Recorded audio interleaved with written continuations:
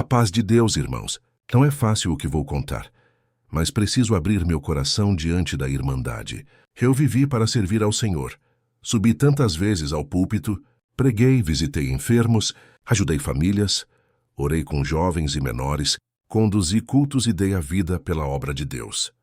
Mas numa noite, sentado à mesa com meus 3 filhos, achei que estava vivendo um momento de amor, uma refeição preparada com carinho, um reencontro de família. Mal sabia eu que era o início da minha maior dor. Naquela noite, lembro bem, eles sorriram, me serviram a comida, disseram palavras bonitas, e eu, um homem já cansado, com a memória falhando, me senti de novo pai acolhido. Comi e agradeci a Deus em silêncio, e quando o sono veio pesado, achei que era apenas cansaço. Mas quando abri os olhos, já não estava mais na minha casa. Diante de mim, paredes brancas, teto alto, cheiro forte de álcool e desinfetante. Uma enfermeira se aproximou com um sorriso treinado e disse: "Bom dia, senhor. Bem-vindo ao seu novo lar." Meu coração gelou. Tentei me levantar, mas o corpo não respondia direito. Perguntei pelos meus filhos. Perguntei quem tinha autorizado aquilo. A resposta dela ainda ecoa dentro de mim.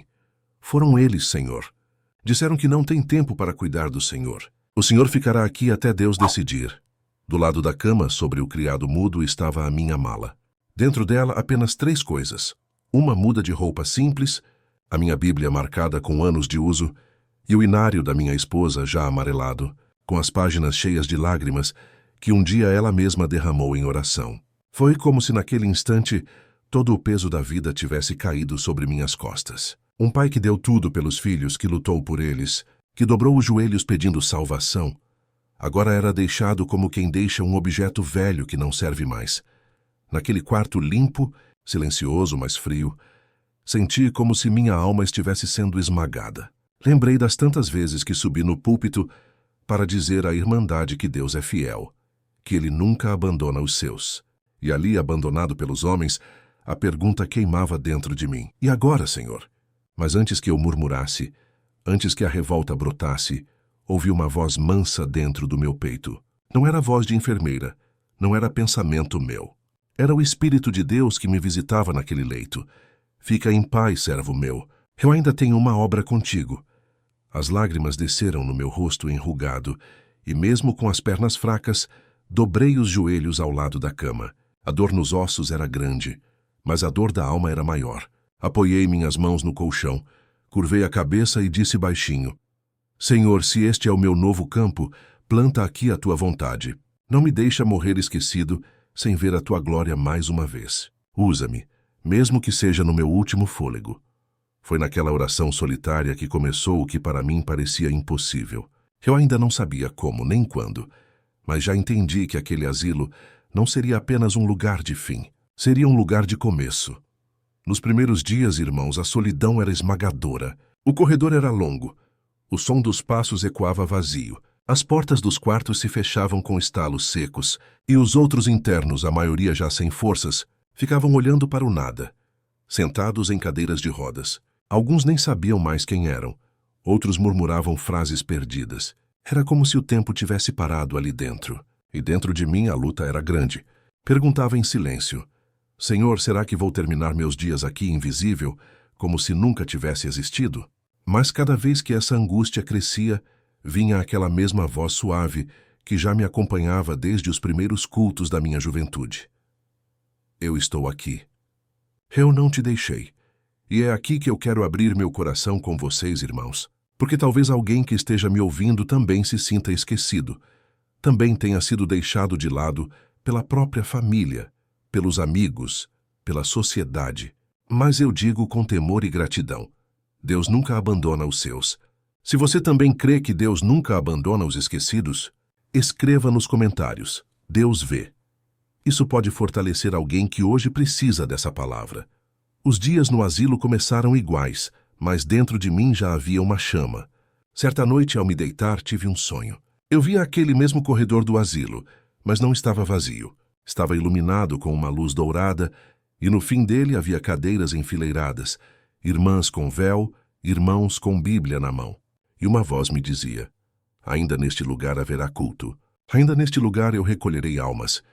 Acordei assustado, mas com o coração em paz. E naquele instante tive certeza. Se os homens me deixaram para morrer, Deus me levantaria para pregar. Lembro, irmãos, que nem sempre a minha vida foi assim. Quando fecho os olhos aqui neste quarto do asilo, ainda consigo voltar ao menino que eu fui. Nasci em um lar simples, sem nenhuma raiz cristã. Na minha casa não se falava em Bíblia, não se ouvia louvor nem se fazia oração. O domingo era dia de barulho, churrasco, futebol, gargalhadas que terminavam em discussões e muitas vezes em brigas. E ainda assim, mesmo criança, dentro de mim havia um vazio que eu não sabia explicar. Eu olhava para o céu estrelado, nas noites quentes da cidadezinha do interior, e me perguntava, será que existe algo maior? Será que há alguém olhando por mim? Mas ninguém respondia. Meus pais não conheciam a graça, e eu fui crescendo com esse buraco na alma, como quem anda com fome e não sabe o que está procurando para comer.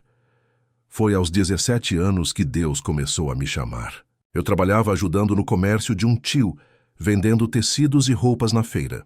Era vida dura. Acordava de madrugada, carregava peso, montava barraca, atendia freguês. No meio daquela rotina, numa manhã abafada, eu a vi. Era uma moça diferente de todas as outras. Saia longa, cabelo preso, semblante sereno, olhar firme, mas doce. Ela não ria de qualquer coisa. Não se perdia em conversas vãs. Carregava uma paz que parecia cercar o ambiente. Foi ela que Deus usou como ponte. Conversamos algumas vezes, e logo de início ela me disse: eu sirvo a Deus na congregação cristã. Meu pai é antigo na fé. Ele nunca vai permitir que eu namore um rapaz que não sirva ao Senhor. Aquilo me marcou. No começo pensei em desistir, mas havia algo nela que não era apenas beleza. Era uma luz, e essa luz me atraía. Comecei a visitar os cultos. Confesso, no início ia só para vê-la. Sentava no fundo. Olhava mais para os lados do que para a frente. Mas logo percebi que havia algo ali diferente. O ar parecia mais leve, a atmosfera mais pura. Quando a irmandade dobrava os joelhos, meu corpo se arrepiava sem eu entender por quê. Quando a palavra vinha pelo ministério, meu coração disparava como se fosse saltar do peito. Fui voltando domingo após domingo. Depois quarta-feira, depois reuniões de jovens e menores. A mocidade era fervorosa. Os músicos tocavam com alma. E aos poucos fui entendendo. Aquele lugar era o que eu sempre procurei. A paz que eu não achava em casa, encontrei na presença de Deus. Aquele homem sério, o pai dela, começou a me observar. Certa vez, após uma reunião de jovens e menores, ele me chamou no canto. Vejo que você tem vindo sempre. Já orou a Deus para saber se é isso que quer? Eu tremi. Respondi. Ainda não sei orar direito, mas tenho vontade. Ele colocou a mão no meu ombro e disse: Deus conhece o teu coração. Fica firme. Não perca os cultos. O Senhor vai te mostrar o caminho. Daquele dia em diante, comecei a buscar de verdade. Ia em todos os cultos que podia.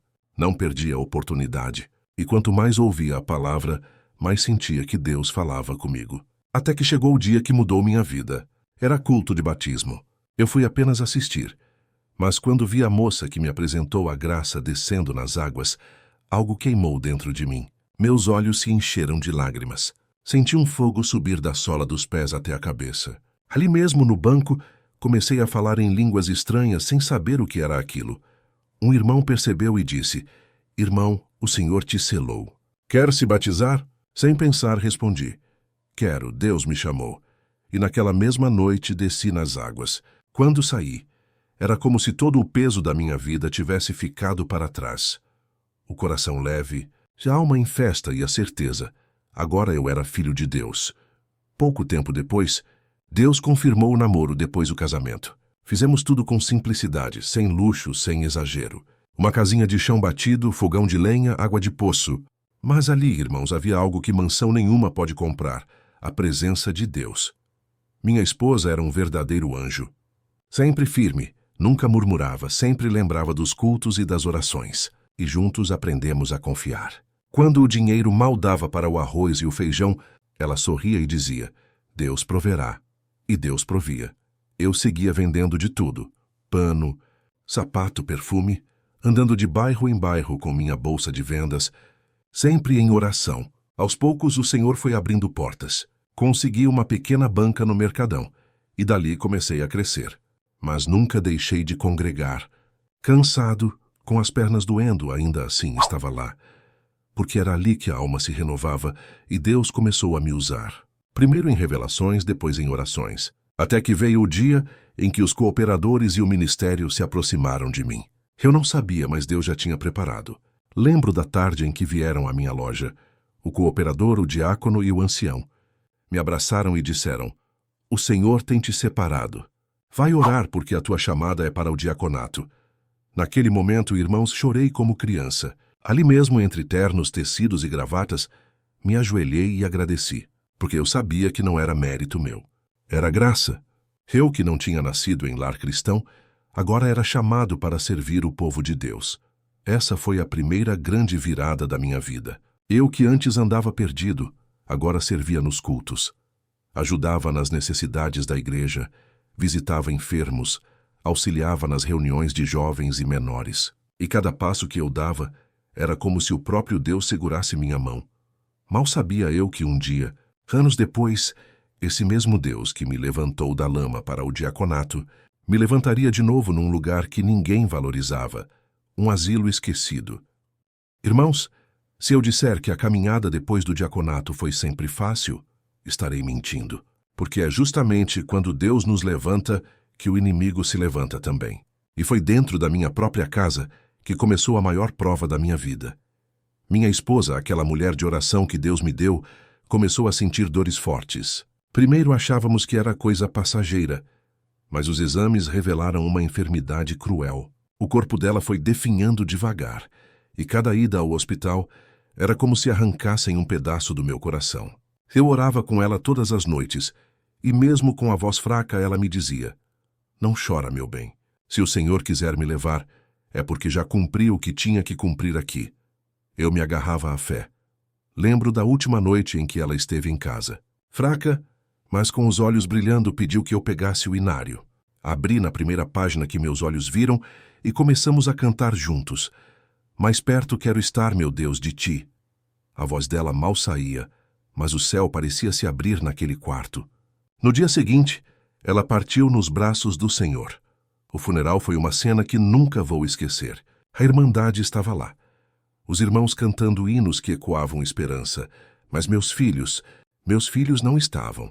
Alegaram trabalho, compromissos, distância. E eu, que tantas vezes preguei sobre família, senti a dor de um pai que, mesmo em luto, se via sozinho. O caixão baixava à terra e minhas mãos tremiam.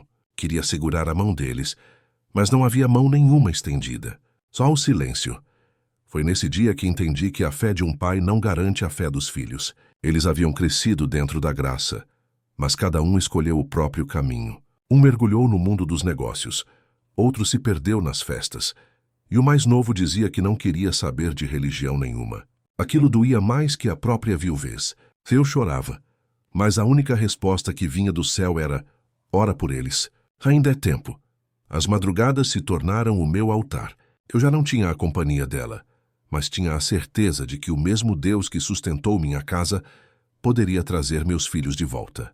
Muitas vezes, irmãos, eu me levantava da cama de madrugada, caminhava até a sala escura, ajoelhava diante da cadeira vazia onde ela costumava orar e dizia: "Senhor, se eu tiver que ficar sozinho no fim, que seja, mas não deixa meus filhos se perderem."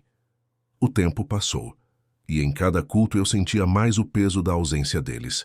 Eu estava firme na obra, mas por dentro o coração sangrava. Um diácono respeitado pelos irmãos, mas um pai que se sentia derrotado pelos próprios filhos. E foi nesse contraste que o inimigo tentou plantar a semente da revolta.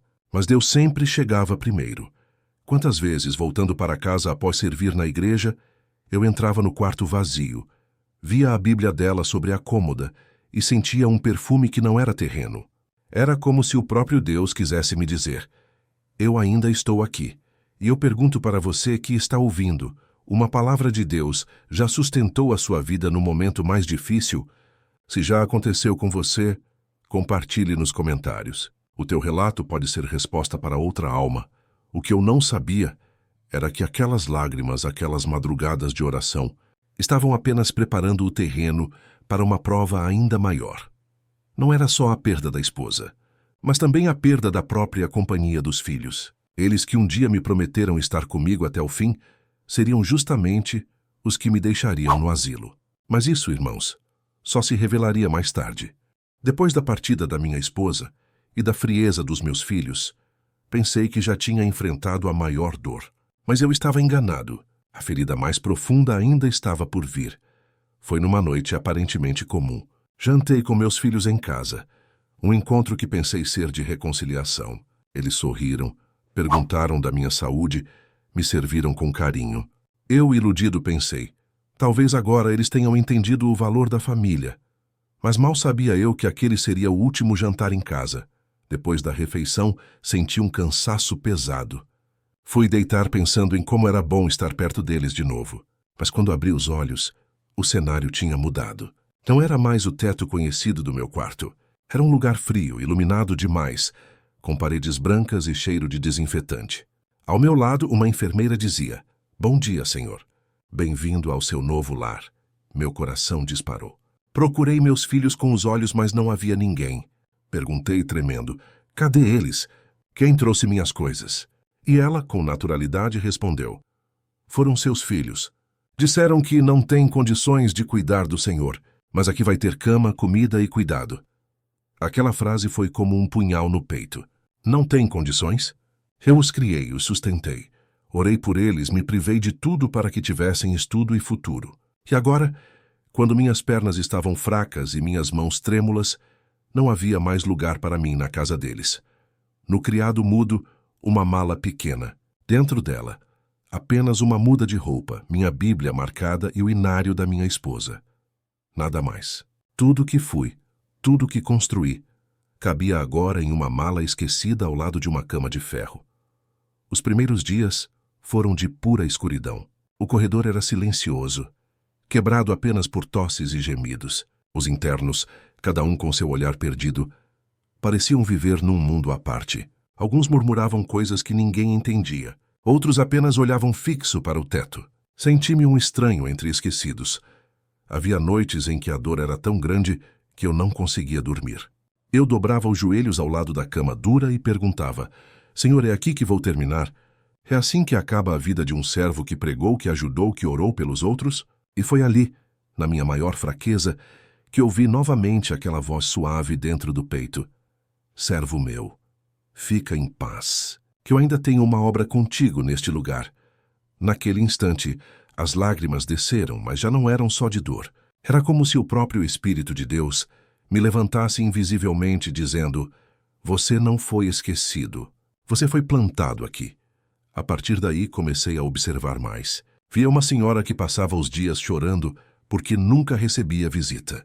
Um homem que só falava do passado, repetindo sempre a mesma frase, "Ninguém vem me ver." E percebi que ali, naquele asilo esquecido, havia um campo missionário que ninguém queria, mas que Deus me confiara. Peguei minha Bíblia e comecei a ler em voz baixa no refeitório. Alguns olhavam de longe. No dia seguinte, sentei no pátio e abri novamente as Escrituras.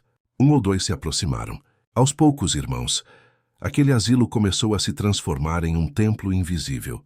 Certa noite tive novamente um sonho. Via o mesmo corredor frio, mas desta vez cheio de cadeiras, a Irmandade cantando hinos, e uma luz dourada enchendo o lugar. Acordei com o coração queimando e entendi. Deus ia levantar culto dentro daquele asilo, e foi assim que a maior virada começou. Depois daquele sonho, não consegui mais ficar calado. Eu entendia que Deus estava me mostrando algo que não era da minha imaginação. Se Ele havia falado que haveria culto naquele lugar, então era porque já tinha preparado. Comecei pequeno.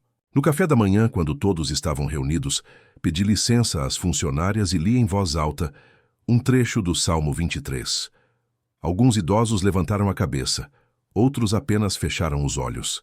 Uma senhora que sempre chorava de solidão começou a repetir baixinho, "O Senhor é o meu pastor, nada me faltará." Foi como se uma brisa suave tivesse percorrido aquele refeitório. Na semana seguinte, uma enfermeira se aproximou e disse, "O senhor poderia ler mais vezes? Muitos dormem melhor quando o senhor lê."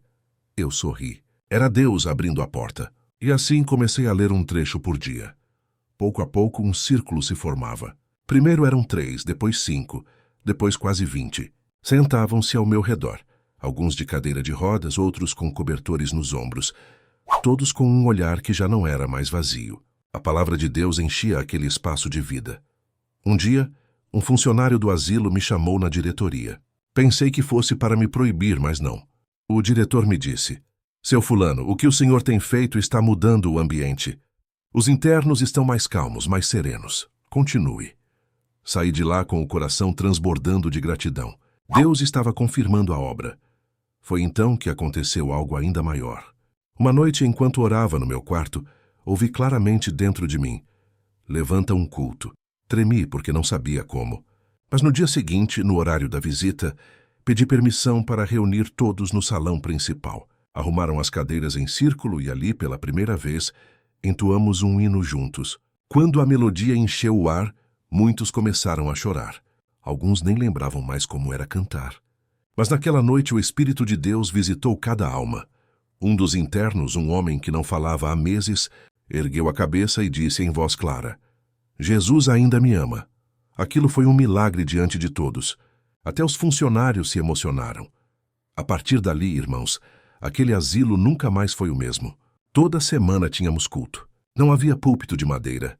Não havia instrumentos afinados, mas havia corações sedentos. O salão simples se tornava igreja. O chão frio se tornava altar invisível. E as lágrimas eram regadas como ofertas diante de Deus.